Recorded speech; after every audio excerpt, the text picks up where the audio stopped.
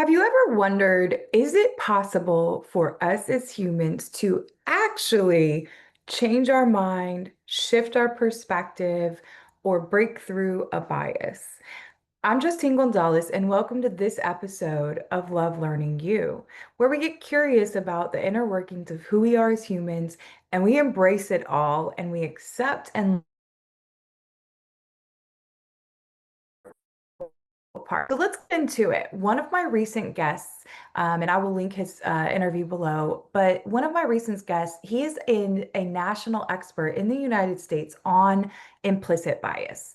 It is what he does as a researcher. It is what he does to help schools come together as teams and understand the neuroscience behind how we view ourselves, how we view other people, and ultimately how we view the human experiences that we are all a part of and living every day. Personally, I tend to think that we're all big mirrors, right? And on any given day, at any given time, I might be in distress or have something happen. Maybe I hear a news story and it kind of spirals me a little bit in my head, or I'm worried about family who's in that part of the world, whatever, right? Anything that might happen. Not to mention those of us who are traveling to and from work, maybe you're commuting in a car. So you're dealing with things on the roadways, you're dealing with things that are going on up here in your head as you're thinking about the day, whether that's in the morning, the evening, maybe you work nights. There could be so many things, right? I could keep naming all of the plethora of any given day things. And then added to that, the systemic, systematic, and structural systems of oppression that still exist in our world. It makes it sometimes very easy for us to become distracted, disconnected, and divided. Let's be real, especially with technology. There's amazing things about it. I'm a tech nerd. I tell people that I'm a tech genie. That's like one of my nicknames. However, we have limitations when it comes to real and authentic connection and understanding that all of our brains are wired a little bit different, as well as all of our lived experiences and how we've experienced the world. So when we throw all of this into just everyone saying out loud what they think, what they believe, how they feel in these spaces that are in the internet, I'm noticing a phenomena. Then when people come together, there's an inherent fear of actually even saying basic things. I was watching a thread of a post that I shared on Instagram. You can follow me there at Justine Gonzalez Writes and at Love Learning You to follow the podcast, see all the clips from guests and everything. Um, but I noticed that someone was adamantly stating um, something that was completely untrue about the continent of Africa. Okay, I'm giving a very broad example, but because in their mind and how they had been brought up, the way how they saw the world, their unwillingness to perhaps go, maybe there is a different way, right? And I'm going off of what I saw on TV, not actually because I've visited this place in the world. And this is what happens, I think, right? When we've had these massive advancements in tech, we don't often take into consideration, number one, the reality that there are bots and there are things designed in online platforms to spread propaganda, to program and kind of brainwash people at times. So it's really important to be aware of the things I'm about to share with you. And that is this, understanding the three parts that really make up how we think, how we see the world.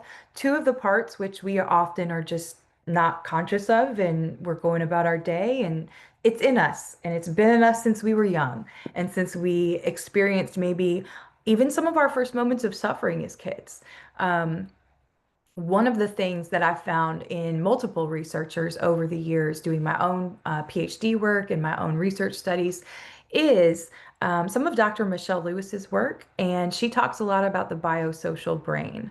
And one of the most enlightening things that I myself learned, right, as a researcher, as I'm reading her research, was that by the age of 6 months, the human, assuming that you are able to see and make out visually faces and skin tones, if you have not been exposed, whether that is through TV, but mainly in real life. If you haven't been exposed to different colors of skin, different facial structures, different ways of speaking, different accents, for example, that is forever imprinted into your subconscious, not because it can't be shifted, but because these are the things that imprint upon us. So the things that happen to us leading up to the age of 8 years old, and especially the things that happen to us even when many of us cannot talk or understand a lot of language, 0 to 3, that is when so much becomes imprinted. So often when you talk with people who are survivors of trauma,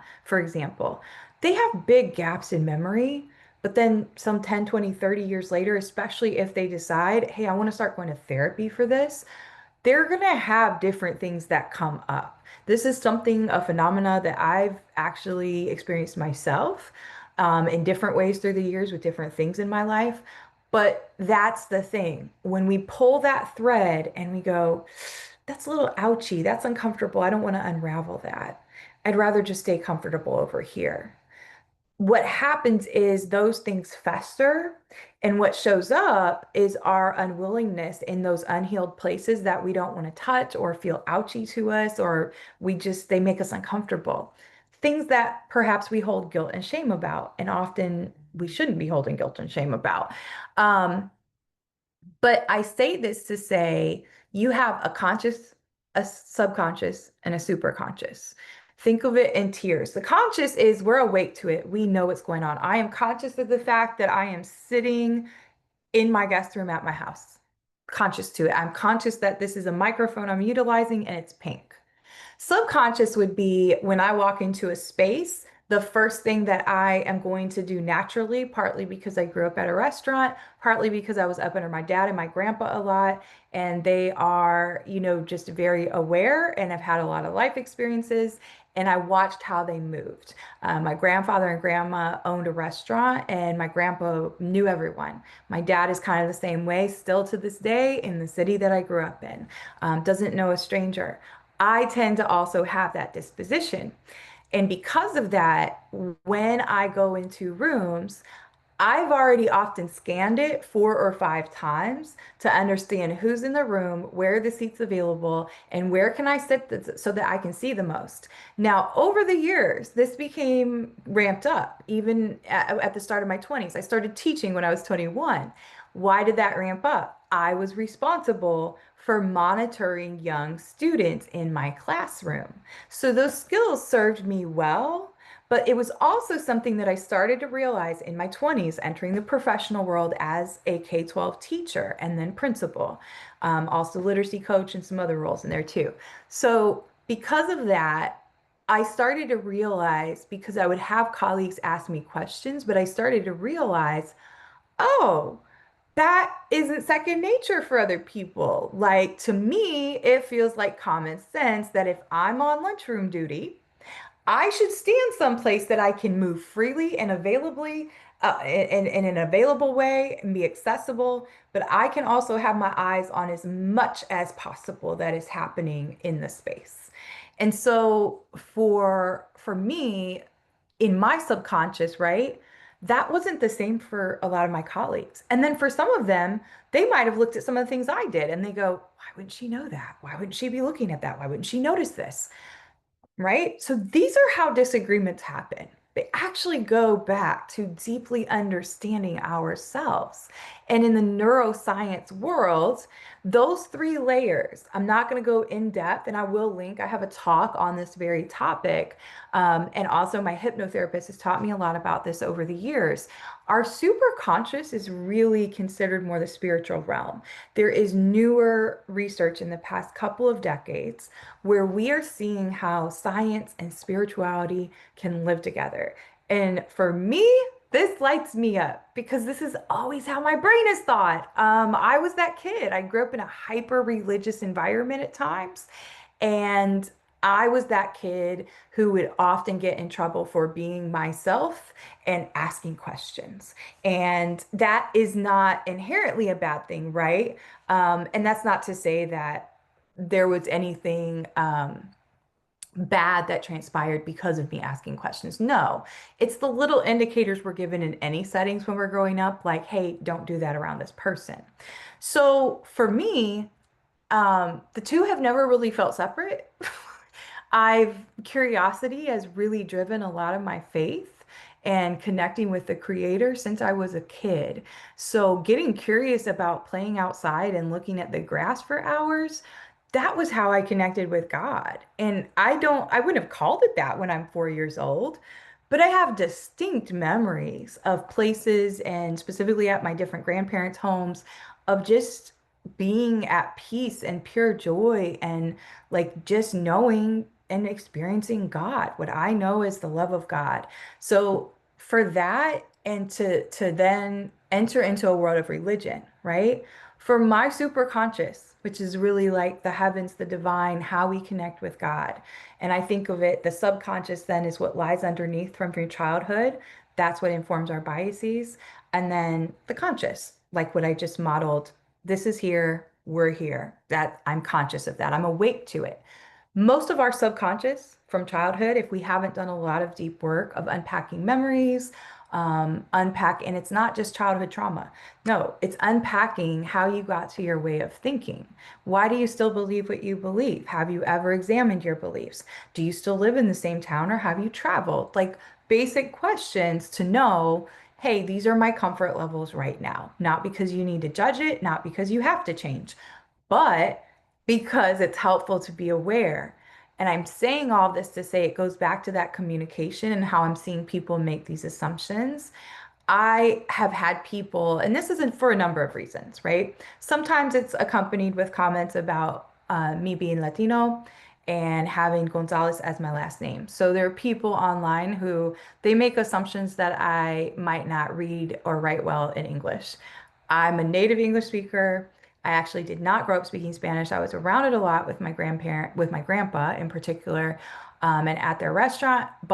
And so I've always felt I had an ear for it, but I am not fully fluent in Spanish, and I never was as a kid. So I think even that, when people make assumptions, and because that was so much of my story growing up, is being asked, "What are you? How did you get your name?"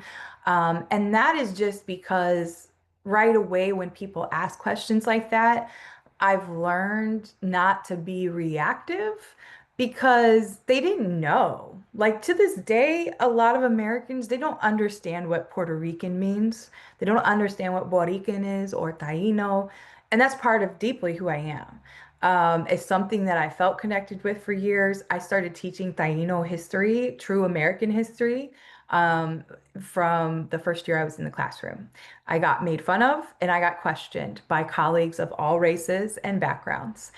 So, because I have lived in this world where perhaps I show up and someone wants me to act or be this way, or somebody wanted me to look this way because of my name, I can feel when someone is searching or they don't know what to say or they realize they say something that could have offended me.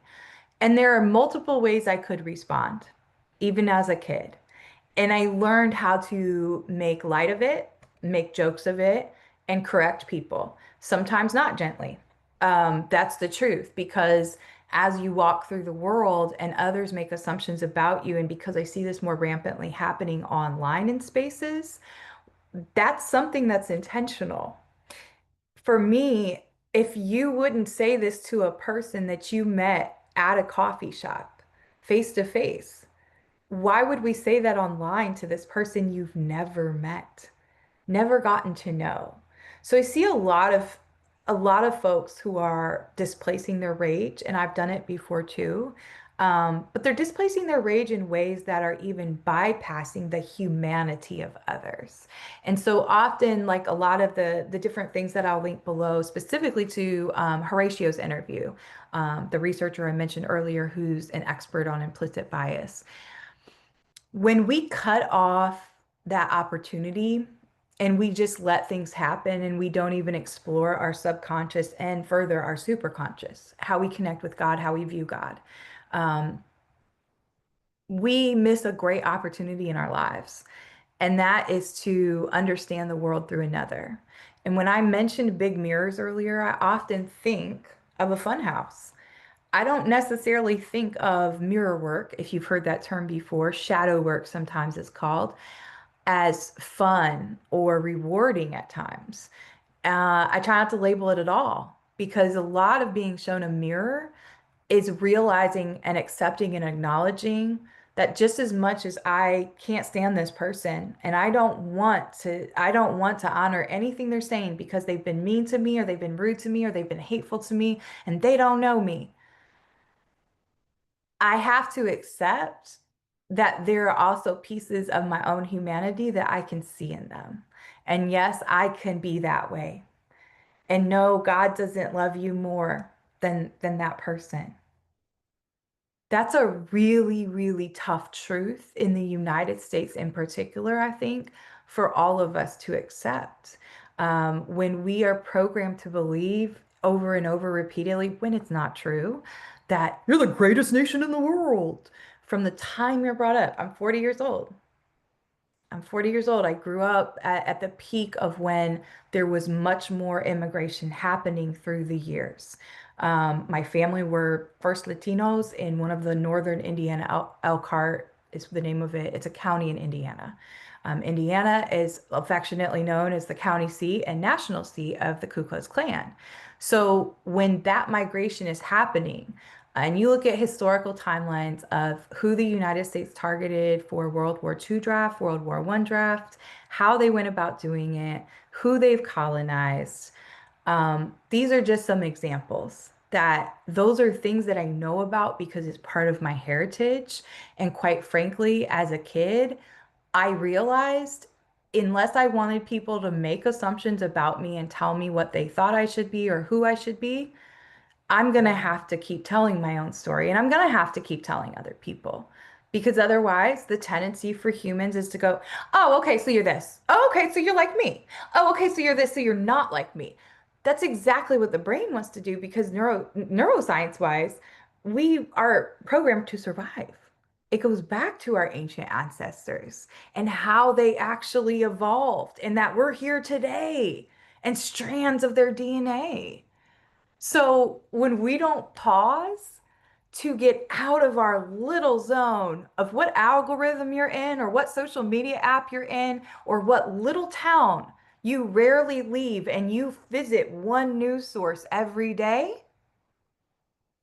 it's a dangerous, dangerous world then for empathy to thrive.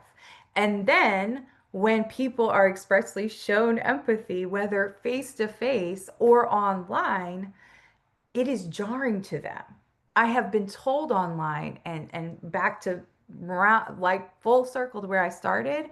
The reason I brought that up is because there are people who they're real people. I look at their profiles, they're not bot profiles, and they will unleash on me because I have taken time to write a comment and they will say, "You're not real. Quit using AI." Because they don't believe that I can read and write as well as I do. So, so when I say beyond many, many tragedies that have always been happening on planet Earth and doing what you can in your corner of the world to stand up for what you believe in and to love others, to be driven by love, it's a hard thing to do in the era of distraction, disconnection, and division.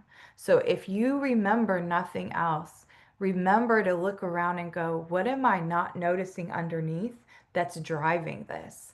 And you often can even tell, especially in written language. So that's the nice thing about online too, is there is miscommunication, but often right away, because I've studied, language patterns and how people respond when they're in distress, I can tell why they're triggered. So it's not it, but it's also not up to me to correct it or tell them you're wrong. So often, if you find me on social media or you see me online places, you're going to see that I am conversing and attempting to converse and write no different than if I met you one on one in person. And I try to adhere to that as much as possible because the only thing each of us really has for our souls during our time on earth is our stories. And no one can take that from you. So if you don't tell your story and you don't get to know your story of your ancestors, of where they came from and why you're here, and no, I don't just mean the good stuff that you're proud of. I also mean the stuff that you're not proud of. Because if you don't accept that, you say, oh, well, I don't want to acknowledge that. And I'll tell you the truth. I'll end with a story. I'll tell you the truth. Um, it's just going to stifle you. It's going to stifle you. And I had a lot of hurt subconsciously towards my mom for years.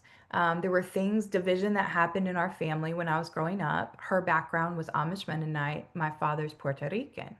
I grew up luckily and gratefully with both of my parents teaching me that first and foremost, my identity is that I'm a child of God. So whether or not there are other things that happen, it's also important that even amidst childhood traumas or abuses, that you can go back to other truths that were also there. It would be very easy, and I see this a lot with my generation, millennials. It's very easy for us to criticize when we haven't fully understood the extent of another generation. My mother got married in an era where if you weren't married by 20, what are you doing? Why? Because in the United States, until the late 70s, a woman, unless you were married, you could not own a home, you could not have a credit card. So it was very rare. If you even look historically at 15, 1600s, I believe, in the US, whenever the Salem witch trials happened, those weren't about witches. Those were about fathers who left their inheritance and land to their next of kin, their children, but didn't happen to birth sons. So they were on a witch hunt because they did not want single women who were young to have their own land. So they were ostracized, right? So I'm throwing out some stuff because my mother taught me a lot about history. I love history. I'm a history buff.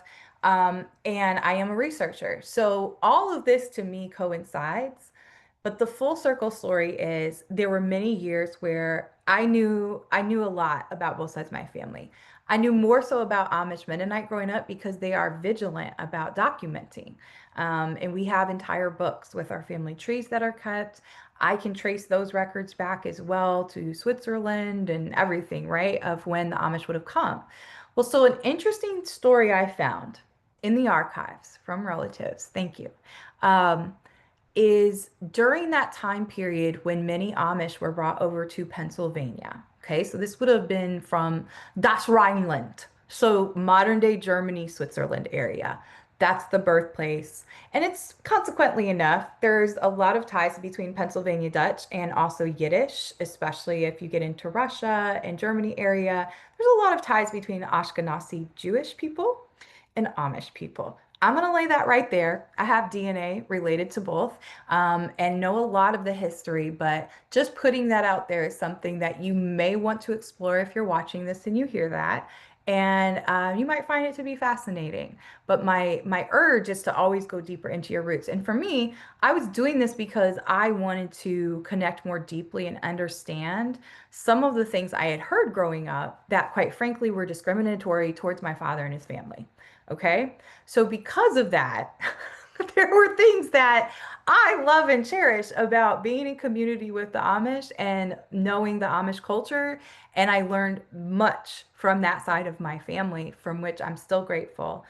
So I wanted to heal and reconcile that because I did have some different pieces of me that were like, oh, but I know they were pacifists and I've traced different relatives. And it's that thing in the States of, I think you don't, if you have European blood, you don't want to admit that your relatives were committing atrocities, right? So that bias for me is being then hungry as an adult because we were kept from some of my Puerto Rican family. That's a key part of my childhood story.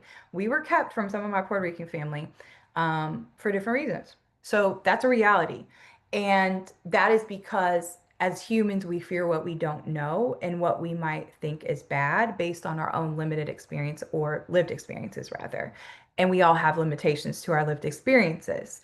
That's why it's important to ask authentic questions when you meet people because you never know what you learn just from listening to somebody's stories. Um, so all this to say, I'm digging into these archives, right? And I don't want to think that way. And I tend to be a little bit more beholden and beloved to my different Native American blood, which I have from South America as well as the Caribbean Taino, a tribe I'm part of, from based in Puerto Rico and Dominican. and then also some Mayan from the Yucatan Peninsula in Central America. So, and then on my grandma's, my one of my grandmas, there was also some Cherokee and some other things. So all that to say, I've always wanted to bend towards like, yeah, Native American, even though clearly I have a lot of Swiss blood. Um, well, what I found, and one of the things that rectified for me was that there was an entire family during that time. The US was telling people in Switzerland, the Amish, hey, if you are being ostracized, we have land that hasn't been settled here in Pennsylvania. The US government would bring people like the Amish over. Now, they're a closed community. There's also through lines with Mormonism. So I'll leave that right there too. But the reality is they set people up.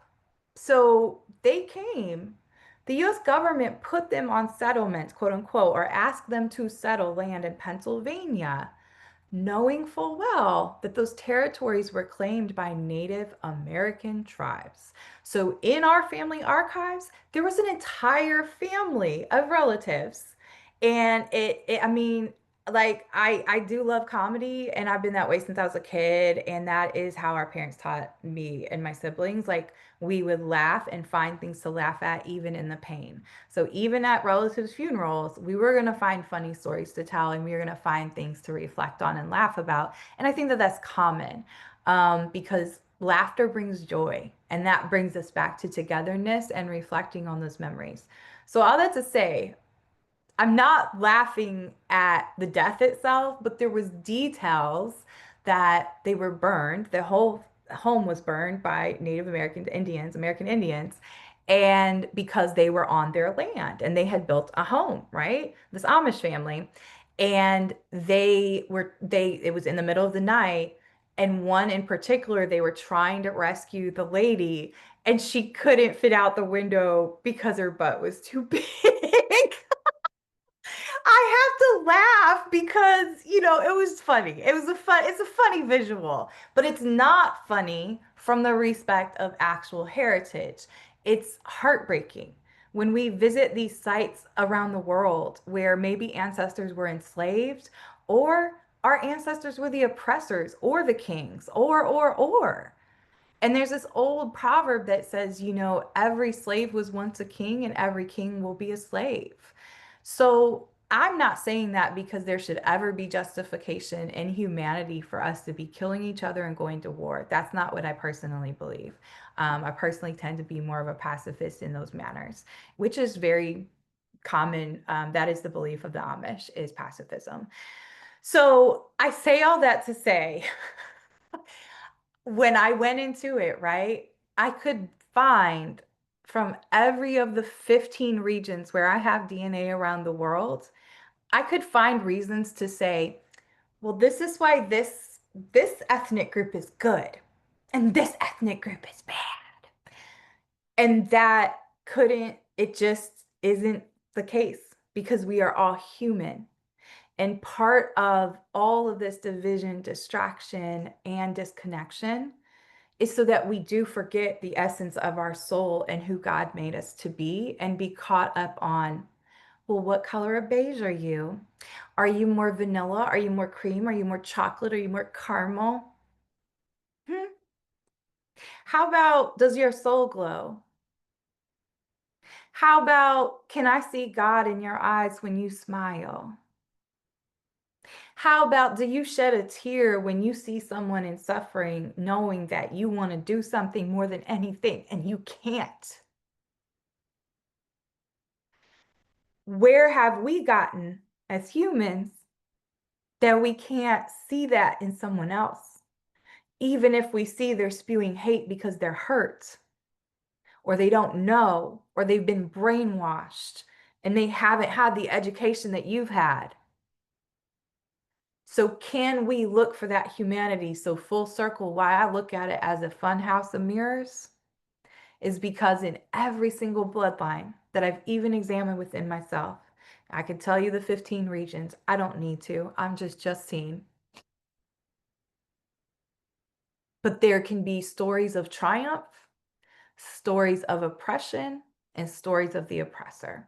It doesn't matter what location in the world, West Africa, North Africa, Northern Europe, Western Europe, Eastern Europe, Native Americas.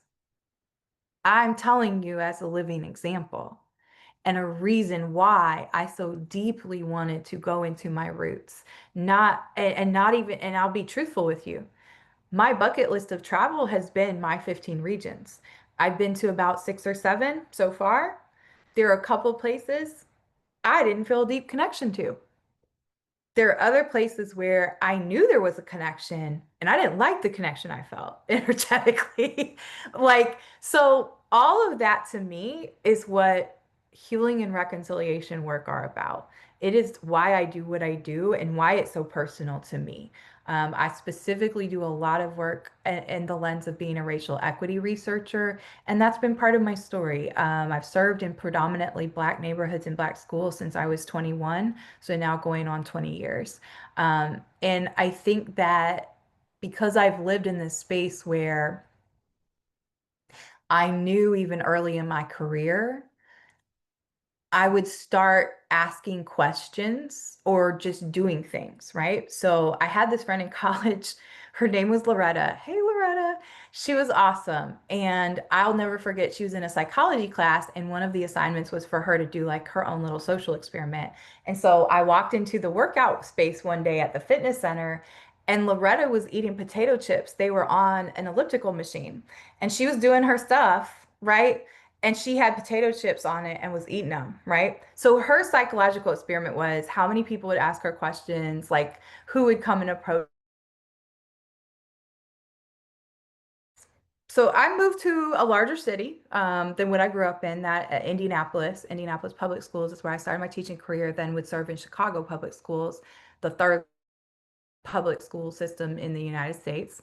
Um, and one of my experiments as I was entering the teaching workforce was I would specifically introduce myself with and without my last name to both white colleagues and Black colleagues. And so, because of that, and I continuously would get different responses depending on if I said my last name or not, it would let me know where people were at and if I was safe to be myself and actually just be. Um, that isn't a thing of like, oh, you need to feel sorry for me. No, I did that because I started to realize from a young age, oh, this person really wants to put me in this box and they want me to be this way and I'm not, or they want me to be this way over here and I'm not. And I was met with that no matter where I was because Amish and Puerto Rican and not as much so Puerto Rican, right? Because those who are Puerto Rican, we know we come from a lot of different things around the world. So, and that's not, but that's also not true for every Puerto Rican. Not every Puerto Rican knows that. So I'm saying that to be gentle with yourself in these times. I'm saying that all of this because I want you to deeply understand the work of your brain and how often the things that we have not brought forward to our conscious that have awakened in us from the subconscious require us tapping into the superconscious and connecting with the divine, the creator, God, Yahweh. Because when we connect with the King of Kings and Lord of Lords, God be praised, we recognize who we are and that we are actually a perfect love. And the world and the laws of man and the constructs of man, the laws of man, that means laws that are intended to oppress, laws that are intended to take money from people. That's a lot of governments around the world. Laws that are meant to put you in a box based on the shade and amount of melanin in your skin. Okay? Pause and think about when we're living in this world, how all that stuff is designed to disconnect, divide, and distract from what? You directly connecting every day and saying, I'm a child of God. I'm made in the image of the Most High. I'm full of love. Yes, I make mistakes every day. And I can know how deeply I'm loved. And when I know how deeply I'm loved, I can love others and see others in that same way. And yes, my ego might get in the way sometimes. Yes, I might make stupid human errors. But I immediately then can say and not live with guilt and shame and go, my God loves me. And I need to tell this person, I'm sorry because I didn't know this, or I'm sorry that I said this way.